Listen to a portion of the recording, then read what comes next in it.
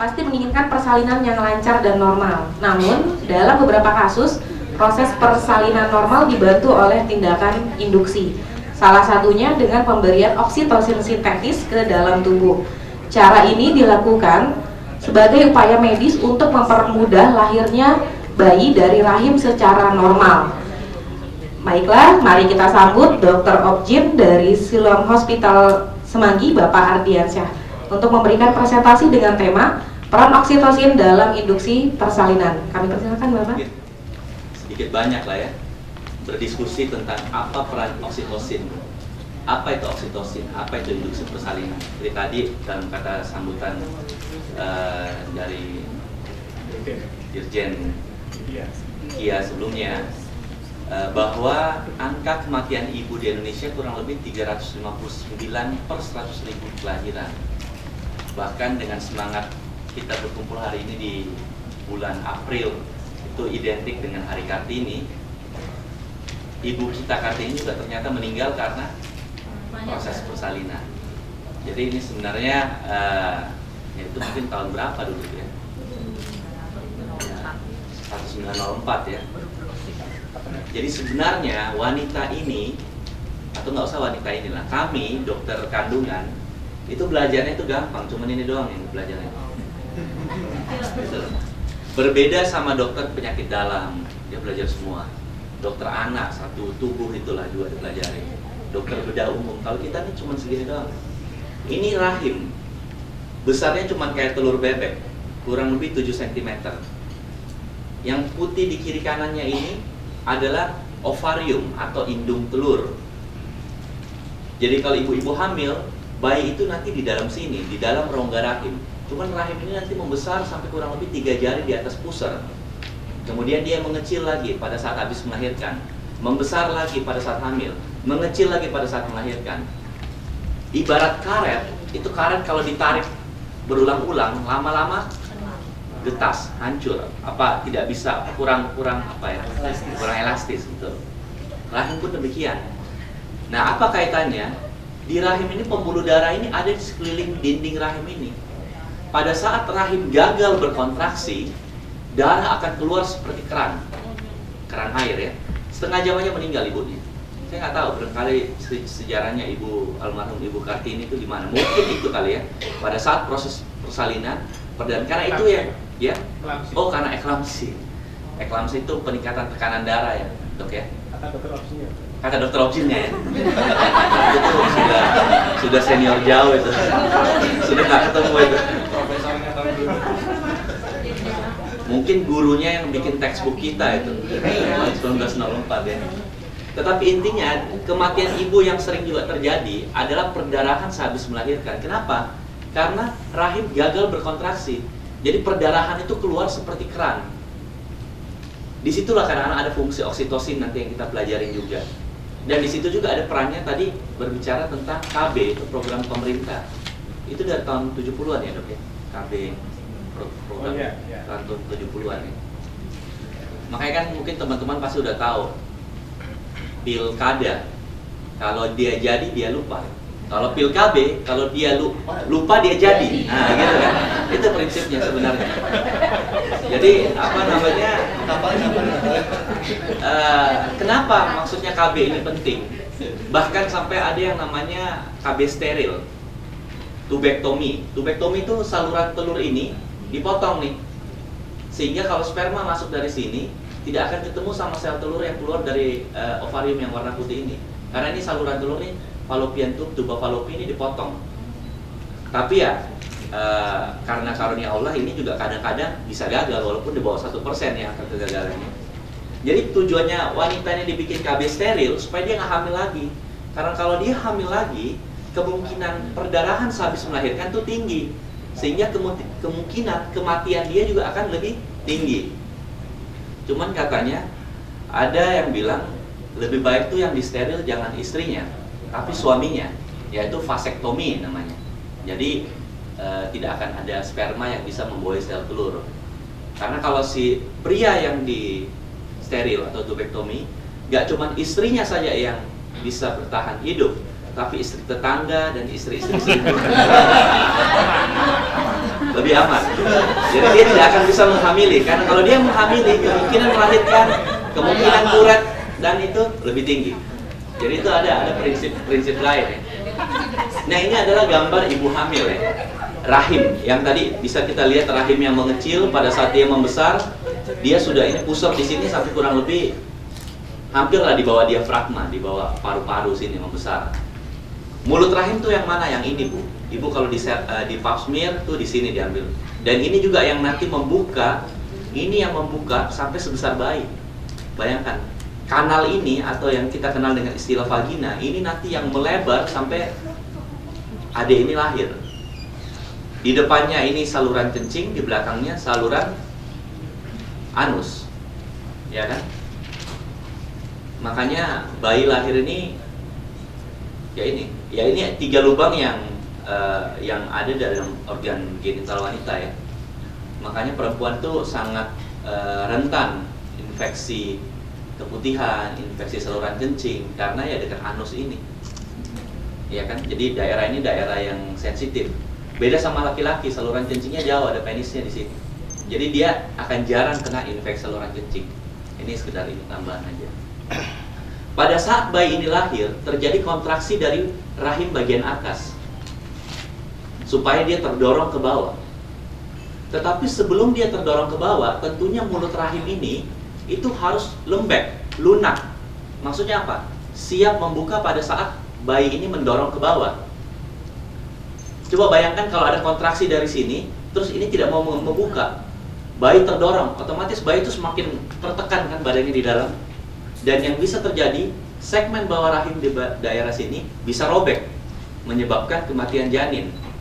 Itu juga yang kalau umpamanya di beberapa daerah, beberapa bidan yang kurang terlatih atau bahkan dukun beranak, sudah coba-coba pakai oksitosin, tanpa tahu cara pemakaiannya. Dia pikir, oh, dia baca sedikit di majalah oksitosin gini, dia bisa beli di apotek, dia pakai kan. Salah-salah, dia tidak tahu bagaimana mekanisme kerja oksitosin ini. Terjadi rahim yang pecah, bayi meninggal diikuti dengan ibu yang meninggal. Jadi induksi persalinan adalah suatu tindakan terhadap ibu hamil untuk merangsang munculnya kontraksi agar terjadi persalinan. Biasanya terjadi pada ibu-ibu pada kondisi tertentu. Yang paling sering itu kalau mamanya sudah hamil tua, lewat bulan, sudah 10 bulan lebih kok nggak melahirkan, ya kan? Daripada ini anak keracunan dan terjadi apa-apa di dalam, kita induksi supaya dia cepat lahir. Dan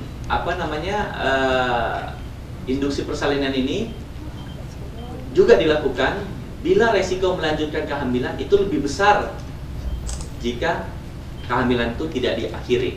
Jadi maksudnya begini, ada kadang-kadang ibu-ibu yang contohnya tadi Dr. Rizky bilang Ibu Kartini itu preeklamsia.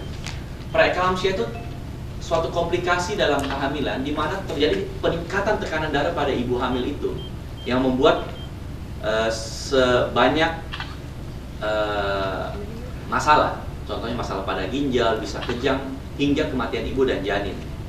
Jadi intinya preeklamsia ini bisa sembuh kalau bayi ini lahir. Jadi kehamilan harus di stop, otomatis dilahirkan. Yaitu salah satunya dengan cara induksi, salah satunya. Kecuali kalau keadaan yang tidak memungkinkan sekali, terpaksa bahkan di operasi sesar. Intinya bayi harus keluar. Mungkin pas tahun 1904 itu belum di rumah sakit kali ya. Jadi nggak sesar, nggak induksi, nggak apa. Jadi udah keburu kejang. Mungkin. Karena kalau umpamanya bayi nggak lahir, biasanya bayi juga meninggal. Kalau anaknya almarhum Ibu Kartini masih hidup, berarti dia sudah lahiran dulu baru preeklamsia. Mungkin perlu dipelajari juga dulu mekanisme. Selamat, Pak. Selamat, Dok ya. Akhirnya selamat. Katanya oksigen juga. Oh, kata juga ujinya juga. Berarti itu preeklamsia setelah persalinan. Memang itu yang lebih susah. Cuman kita tidak bahas jauh ke sana ya, kita lebih fokus ke induksi. Jadi cara induksi ini umumnya itu dilakukan pematangan mulut rahim. Serviks itu mulut rahim yang tadi saya jelaskan. Ini dimatangkan nih. Dimatangkan artinya dibikin lunak agar kalau ada kontraksi dari puncak rahim, jadi kontraksi itu selalu dari puncak rahim karena dia mau mendorong ini ke bawah. Ini sudah harus lunak. Kalau ini tidak lunak, dia tidak akan turun ke bawah sini. Itu yang namanya pematangan serviks. Ini tadi. Dapat dilakukan berbagai cara, baik pematangan serviks itu ya, induksi itu, baik secara operatif, dengan tindakan, atau dengan pakai obat-obatan. Ini yang bisa dilihat ya, ini mulut rahim tadi. Pada saat terjadi kontraksi di atas, ketika mulut rahim ini menjadi lunak, dia akan gampang membuka. Ini tertarik naik ke atas. Ini tertarik naik ke atas seperti ini. Tertarik kepala makin turun, ini tertarik naik ke atas, lama-lama dia turun ke dalam rongga. Ini sudah liang vagina yang ini, turun dia ke bawah. Begitulah mekanisme persalinan kurang lebih. Nah, ada beberapa cara induksi yang kita kenal, seperti contohnya yang namanya stripping. Stripping itu yang di apa? Yang gini-gini. Oh, itu tripping ya, bukan stripping ya. Stripping itu kita masukin tangan di dalam sini, ini ada gambarnya sebenarnya. Jadi kita melepaskan selaput ketuban dengan dinding rahim. Jadi periksa dalam dicolok gitu lah. Itu stripping. Ya kan? Ada juga namanya amniotomi. Jadi ketika sudah ada pembukaan seperti ini, selaput ketuban ini kita pecahin biar kepala turun ke bawah. Karena dia kalau ketuban itu kan kayak balon isi air yang ada bayi di dalamnya. Jadi dia masih melayang-layang tuh. Tujuannya kan air ketuban untuk menjaga bayi dari suhu, dari benturan dan segala macam. Kalau pecah otomatis bayi turun ke bawah gitu. Kemudian rangsangan pada puting susu. Jadi kadang-kadang rangsangan taktil pada puting susu, saya perhatiin ya, kalau di daerah kadang-kadang suka digini-giniin sama bidan, yang ada sakit kan. Yang namanya dirangsang itu kan kayak orang mungkin yang sudah berkeluarga tahu ya bagaimana merangsang istri atau merangsang diri sendiri. Rangsang itu kan pelan-pelan kan. Tapi kadang-kadang kalau digini-giniin sakit puting susunya itu. Lecet malah kadang-kadang. Intinya dirangsang, karena kalau dirangsang apa? Keluar itu hormon oksitosin alami. Jadi hormon oksitosin yang tadi kita bahas, yang nanti akan kita bahas, itu ada yang diproduksi alami di badan kita, ada yang dikasih dari luar. Nanti saya jelaskan lebih jauh dari pada slide berikutnya. Kemudian yang agak jarang nih stimulasi listrik ya, jadi pakai alat tertentu. Ya ini agak-agak sedikit, ini agak-agak ekstrim ini.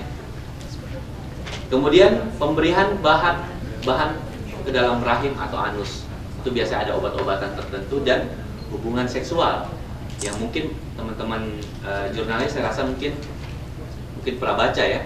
Sperma pria, ya sperma pada pria itu pada kehamilan trimester ketiga bisa membantu atau menciptakan suatu kontraksi. Makanya biasa pasien-pasien saya ketika sudah 9 bulan lebih ditanya, saya harus gimana dok? Saya bilang, ibu jaga kebersihan dan kalau bisa berhubungan suami istri setiap malam. Wah, suaminya senyum-senyum. Ada dua tuh, kalau nggak senyum-senyum diam dia. Aduh, dramatis. Kerjaan baru ini. Ibu hamil kan sudah berubah bentuknya, hitam-hitam perut, putih susu hitam, kadang-kadang dia gitu. Ini sesuatu yang bukan menyenangkan lagi nih. Kalau orang-orang bilang ini PR banget. Jadi lucu ya, kadang-kadang kalau kita praktek itu ya, bapak ibu nganter, ada kadang-kadang suaminya kayak wah ini banget, ada yang kadang-kadang kayak aduh, setiap kita ngomong gimana pasti aduh dok kenapa suruh kayak gitu. Iya, jadi beda-beda. Biasanya kalau masih anak-anak pertama, Pak, masih ini. Masih oke, pas ngantar sudah anak ketiga dia sudah lesu. Kita ngomong sama istrinya dia main-main handphone. Udah nggak peduli lah, dia pikir aduh, sudahlah. Nah, ini tadi dibilang tetesan. Jadi cara lain yang pakai obat-obatan tuh pakai tetesan oksitosin. Kalau oksitosin dari dalam badan si pasien ini dirasa kurang, ya kan? Jadi gini, umpamanya ibu hamil, mestinya ketika kehamilan 9 bulan lebih, ibu sudah muncul kontraksi. Itu pada saat itu mestinya hormon oksitosin sudah mulai bekerja. Tetapi ketika ibu sudah 10 bulan lebih, bahkan sampai 42 minggu, 10,5 bulan ibu belum ada kontraksi, kita menduga jangan-jangan hormon oksitosin ibu yang diproduksi di kepala ibu ini kurang. Jadi kita kasihlah dari luar oksitosin sintetik buatan manusia, dikasih dari luar untuk memunculkan kontraksi. Bisa kalau mau pakai oksitosin kita pakai tablet prostaglandin. Ini yang banyak orang-orang tahu nih. Kalau baca internet tuh tahu merek-mereknya. Pasien saya di salah satu tahun lalu 2013 di salah satu universitas swasta Jakarta, nggak boleh disebut namanya. Anak fakultas hukum lagi, umur 19 tahun, diantar ke UGD sore-sore sama teman kosnya. Kenapa? Karena dia hamil. Dia bisa pakai tablet prostaglandin ini juga untuk gugurin kehamilannya. Tetapi ketika kehamilan itu tidak bersih, keluar semua, terjadi perdarahan hebat.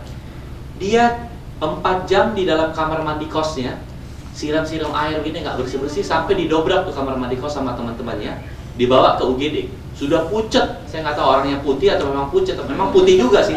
Tambah pucet, tambah putih lagi. Waduh, itu benar-benar. Kita periksa dia punya hemoglobin, dok. Itu normalnya hemoglobin itu 12 pada wanita dewasa. Dia itu sisa 5,5. Udah pucet, udah dengar udah bindeng-bindeng begitu. Aduh, itu kacau banget tuh. Ya pakai begini. Itu tablet prostaglandin bisa digunakan untuk pengguguran kehamilan, bisa juga digunakan untuk induksi persalinan. Jadi sebenarnya ini ilmunya mirip-mirip nih. Makanya kadang-kadang bagi orang yang setengah-setengah tahu, contohnya itu kayak dukun-dukun beranak dan segala macam, dia tes-tes aja, padahal dia nggak tahu. Kita belajar kayak begini ini 4 tahun kurang lebih, ya kan? Jadi akan berbeda sama orang yang belajar cuman 1-2 minggu gitu kan. Yang makanya coba-coba begini. Makanya di daerah itu kebetulan, dok, saya dulu pernah di Wamena, dok. Di Wamena itu di Pegunungan Tengah di Papua. Kayaknya angka kematian ibu juga lumayan tinggi. Di sana 2008-2009 Bukan lumayan, tinggi kan, dok? Cuman kok tadi nggak ada di 9 provinsi. karena jumlah penduduknya kan nggak besar. Tidak terlalu besar ya, tidak pada Sulawesi Selatan dan lain Jadi kalau di sebagainya. sana penduduknya 5, yang mati 3. Oh iya. Kalah sama Jawa Barat kan. Iya betul. Penduduknya bisa ribuan, yang mati berapa gitu. Banyak Ya. lagi kan. Betul. Di Wamena itu di Papua kasihan juga sebenarnya, di gunung. Jadi kadang meninggal juga orang gimana, nangis doang. Terus kemudian cara hipertonik intrautrin, jadi dimasukin cairan. Dimasukin cairan ke dalam sini ya. Jadi ini ada cara lain nih, kadang-kadang dimasukin cairan, ada selang, jadi ikat tuh sama batu. Jadi memberat, dia punya serviks ini lama-lama memberat, ngerti kan? Ini masuk, difiksasi di sini, biasa isi cairan, kateter biasanya. Terus selang ini diikat sama macam-macam pemberat, bisa botol infus, bisa batu bata. Kalau kita dulu pakai batu bata, jadi berat kan? Jadi dia ketarik terus. Lama-lama mulut rahim itu plak buka begini. Cuman itu sudah jarang dilakukan ya. Itu kadang-kadang waktu zaman-zaman kita sekolah semua kan dicoba. Itu kita bikin kayak gitu. Nah, sekarang kita lebih fokus ke oksitosin. Apa itu oksitosin? Itu adalah hormon pada tubuh manusia yang berfungsi untuk merangsang kontraksi pada dinding rahim sehingga membantu proses persalinan, kelahiran. Hormon ini juga berfungsi untuk mensekresi air susu pada saat ibu itu habis melahirkan. Bahkan kalau teman-teman browsing, oksitosin ini bilang hormon cinta. Pernah dengar? Ya, oksitosin ini bisa membuat hubungan suami istri gimana, orang lebih aktif dan segala macam. Cuma memang penelitian-penelitian itu masih sangat populis ya. Jadi kita juga belum yakin 100% kebenarannya. Jadi masih penelitian-penelitian yang belum terlalu sahih lah. Oksitosin itu diproduksi di kepala. Ini otak, ini kepala otak kita. Ini otak besar, di bawah sini otak kecil. Otak kecil ini kalau digambarin itu seperti ini nih. Dua ini. Ada yang bilang ini katanya kayak testis kuda. Saya nggak ngerti juga, benar ya sih testis kuda? Saya nggak pernah lihat juga. Kayak begini katanya. Setiap orang ada yang bilang kok kayak testis kuda. Mungkin ibu harus browsing lagi. Kurang lebih seperti ini. Dia itu ada 2 lobus di depan dan di belakang. Ini yang di belakang. Jadi intinya oksitosin ini diproduksi di otak kecil pada wanita. Kemudian dia keluar, dia bisa bereaksi terhadap rahim, dia bisa bereaksi terhadap kelenjar susu. Intinya seperti itu. Makanya kalau umpamanya ibu-ibu melahirkan, mau melahirkan, tidak muncul-muncul kontraksi, kita anggap something wrong terhadap di sini. Produksinya kurang, kita kasih dari luar. Tetapi pemberian oksitosin bisa juga gagal, tidak ada kontraksi. Kenapa? Mekanismenya kurang lebih begini. Ketika oksitosin keluar dari otak kecil di kepala, itu kayak sinyalan ditangkap sama reseptor atau antena di rahim. Jadi kalau umpamanya tidak muncul-muncul pada saat sudah waktunya melahirkan, dokter pasti akan mikir, jangan-jangan sinyalnya kurang nih, atau oksitosinnya kurang, kita kasih oksitosin dari luar. Tetapi bisa kadang-kadang ditunggu sampai 2 hari, nggak lahir-lahir juga nih bayi. berarti dibilang gagal induksi. Kenapa bisa gagal induksi? Kok udah dikasih masih kurang? Berarti kemungkinan yang kedua adalah reseptor oksitosin di rahim yang tidak bagus. Nah, kalau itu sudah nggak bagus, nggak bisa diapa-apain, nggak bisa dimanipulasi ya. Berarti lahirnya harus dengan cara sesar. Ini tadi ya, oksitosin juga bisa merangsang keluarnya ASI pada saat proses habis persalinan. Dan ini proses pengisapan air susu ibu ini juga bisa membantu rahim berkontraksi. Jadi pada saat ibu melahirkan, oksitosin kan lagi tinggi. Itu ada mekanismenya, rahim makin berkontraksi, keluarlah itu plasenta. Plasenta keluar, pembuluh darah terjepit semua. Kalau ingat apa yang saya ceritakan sebelumnya, banyak wanita yang melahirkan perdarahan, itu biasanya kita harus cepat-cepat kasih oksitosin, disuntik tuh. Jadi pas melahirkan kan kok darah keluar ngocor banget gitu. Kita raba rahimnya lunak, itu suntik oksitosin juga. Dan bisa segera seperti yang pemerintah canangkan tuh IMD, indeks inisiasi menyusui dini, ya kan? Jadi dengan puting susu dihisap sama si bayi, itu nanti kadar oksitosin ibunya makin meningkat, plasenta keluar, rahim berkontraksi, perdarahan bisa diminimalisir. Kalau bayinya nggak mau hisap gimana? Bapaknya suruh hisap. Terus bapaknya rasa apa ini? Asem-asem, ternyata kolostrum. Kolostrum itu kan awal-awal kan, jadi bapaknya tambah sehat, anaknya sakit-sakitan. Padahal itu yang mesti dapat kolostrum tuh si bayi. Kolostrum, tahu kolostrum kan ya? Itu ASI yang pertama kali keluar.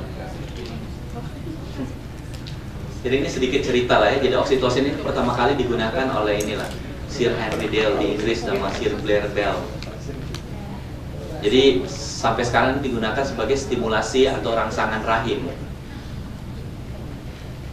Jadi digunakan untuk induksi persalinan atau bahkan untuk perbaikan kontraksi seperti cerita saya tadi pada perdarahan postpartum, perdarahan sehabis melahirkan. Secara umum digunakan sebagai rangsangan untuk uterus, ini rahim ya, stimulan rangsangan pada rahim, di mana dapat digunakan untuk induksi persalinan dan perbaikan kontraksi. Tadi diulang, dapat digunakan pada pengelolaan perdarahan postpartum. Untuk penggunaan sebaiknya induksi persalinan dapat digunakan dengan berbagai macam cara. Tetapi yang paling sering kita pakai itu ditetesin lewat cairan infus. Kenapa? Karena kita bisa ngatur. Kalau kurang kencang, tetesannya dicepetin. Kalau terlalu kencang, tetesin dipelanin. Keuntungannya itu tadi ya, bisa diatur di mana dosis pemberian dapat diketahui. Keberhasilan persalinan dengan oksitosin ini sekitar ya 63-93%. Jadi 50% lebih mestinya sih berhasil dengan pemberian oksitosin ini. Nah, ini diberi pada saat kita melakukan tetesan oksitosin, ada hal-hal yang harus diperhatikan. Ini suatu kondisi yang perlu pengawasan ketat. Jadi kadang-kadang ada pasien pikir saya ini kayak hari ini sebenarnya ada pasien saya mau diinduksi. Mulai dari pagi dia mau melahirkan tanggal 16 April. Kebetulan mungkin mereka ada hitung-hitungan tertentu gitu ya. Hari ini pokoknya harus lahir aja. Jadi kita sudah merangsang dari pagi tuh jam 6. Terus berubah. Kenapa? Karena saya bilang oksitosin ini dia baru hamil 38 minggu. Sebenarnya dia masih punya waktu 2 minggu lagi untuk nunggu kontraksi. Cuma karena mau melahirkan tanggal ini dia pengen diinduksi. Saya bilang, Bu, ini harus hati-hati karena oksitosin ini jangan dipikir kasih langsung lahir.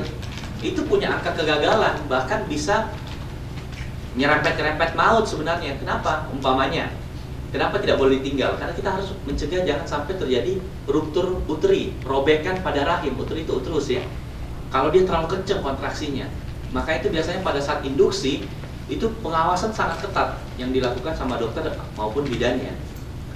Terus kita harus selalu lihat bagaimana kekuatan kontraksi rahim, dan kita pantau juga denyut jantung janin. Karena semakin sering rahim berkontraksi, kalau rahim berkontraksi, aliran darah tuh stop yang ke dalam rahim. Otomatis aliran darah yang ke janin juga stop. Jadi janin kayak gak napas.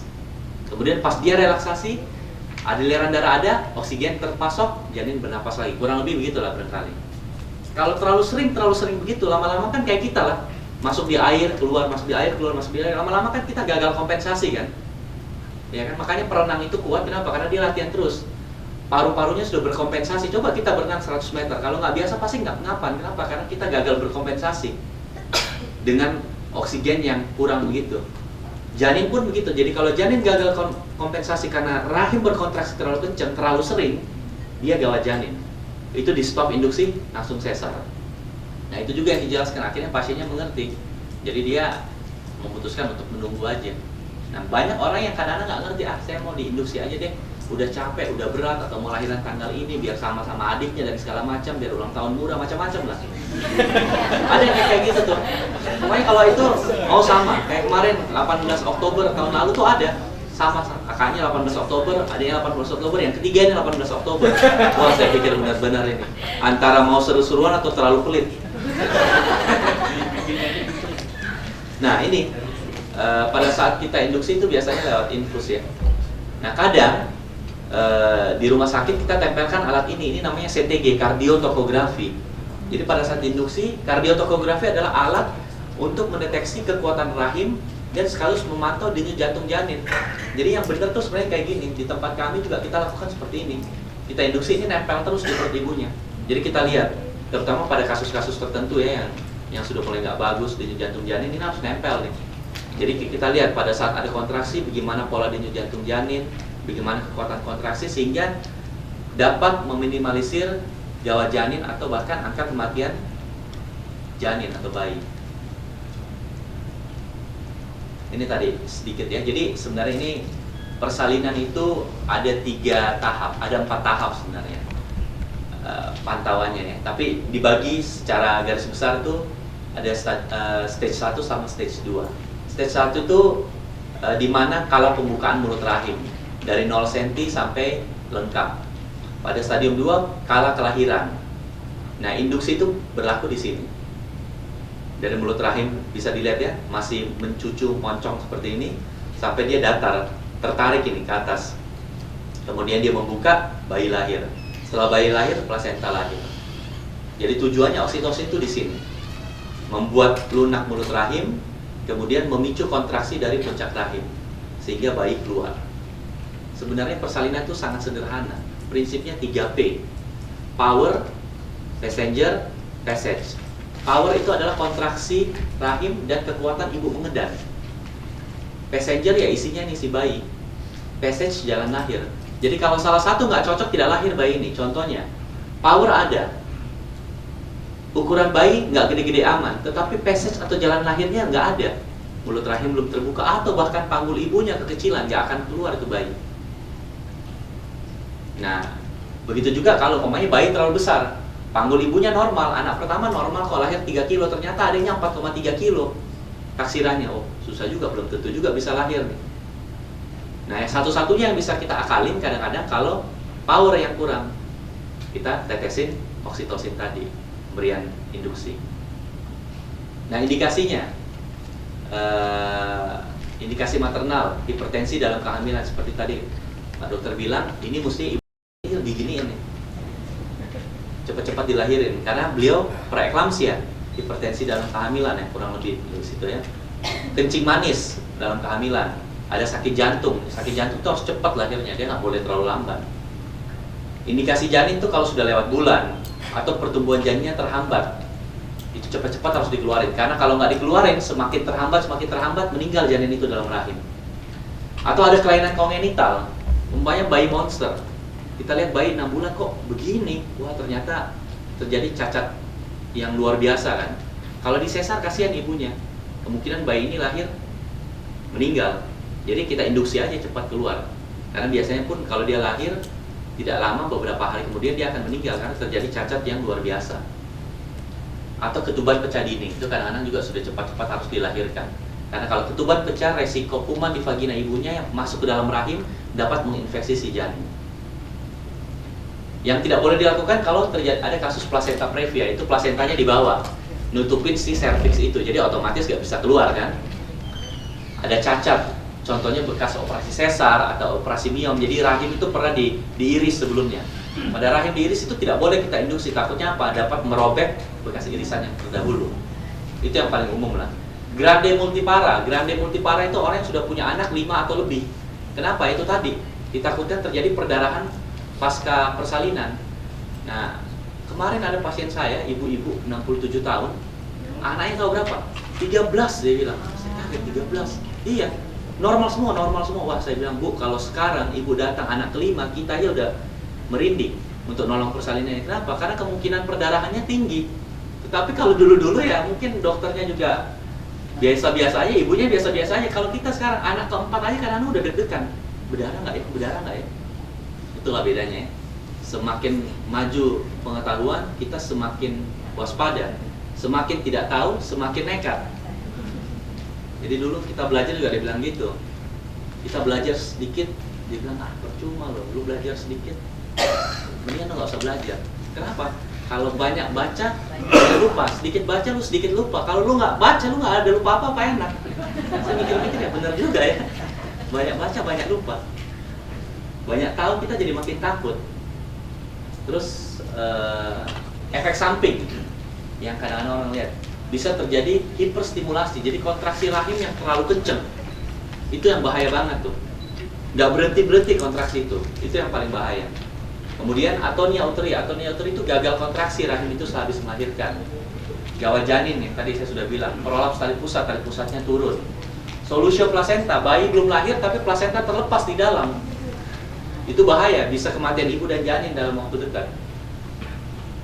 Robek rahim dan perdarahan postpartum.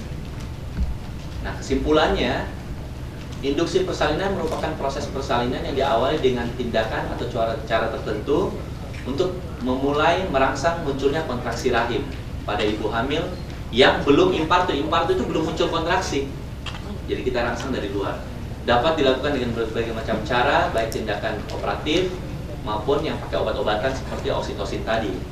Penggunaan oksitosin dalam induksi persalinan harus memperhatikan indikasi.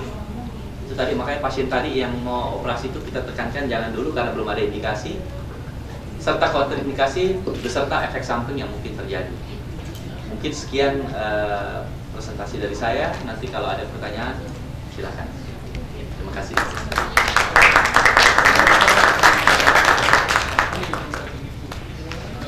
Boleh tepuk tangan sekali lagi untuk Dr.